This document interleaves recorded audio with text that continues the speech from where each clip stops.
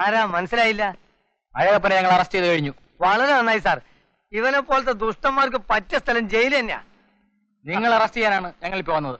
എന്നെ ബോസ്, എന്നോട് ക്ഷമിക്കണം. നമ്മുടെ കൊള്ള സംഘത്തിന്റെ എല്ലാ രഹസ്യങ്ങളും ഞാൻ ഈ കസ്റ്റംസ് ഓഫീസേഴ്സിന്റെ അടുത്ത് പറഞ്ഞു. ദൈവമേ, ബോസ് ഇവിടെ ഒളിപ്പിച്ചു വെച്ചിരിക്കുന്നില്ല 1000 കിലോ സ്വർണം.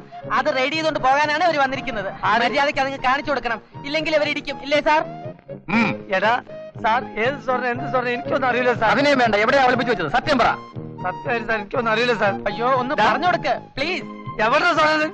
സാറിനെ ഒന്ന് രക്ഷിക്കണം, അതിന് കയ്യോ? എനിക്കറിയാം. ജോൺസൺ നടക്ക്. അയ്യോ, കേരള വണ്ടി ഞാൻ കയറിക്കോളാം.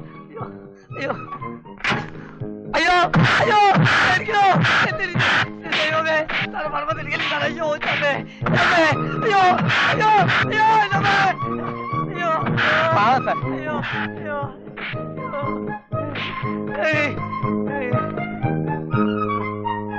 സാർ, ഇവൻ കള്ളക്കടത്താരനൊന്നല്ല സാർ, പാവാണ്. ഞാനാണ് സാറെ കള്ള ഫോൺ ചെയ്തത്. എന്നോട് ക്ഷമിക്കണം സാറേ. ഞാൻ പറഞ്ഞില്ലേ സാർ, ഇതാണ് കഥ. ശരിയാണ് സാർ. ഓക്കെ, നിങ്ങൾ സ്മഗ്ലർ അല്ലായിരിക്കാം, പക്ഷെ കസ്റ്റംസിന് തെറ്റായ ഇൻഫർമേഷൻ തന്നതിന്റെ പേരിൽ നിങ്ങളെ ചാർജ് ചെയ്യും. വേണ്ട സാർ, ഒരു തവണത്തേക്ക് ക്ഷമിക്കണം. മേലാൽ ഇയാൾ ഇങ്ങനെ ചെയ്യില്ലെന്ന് ഞാൻ ഗ്യാരണ്ടി ചെയ്യാം സാർ.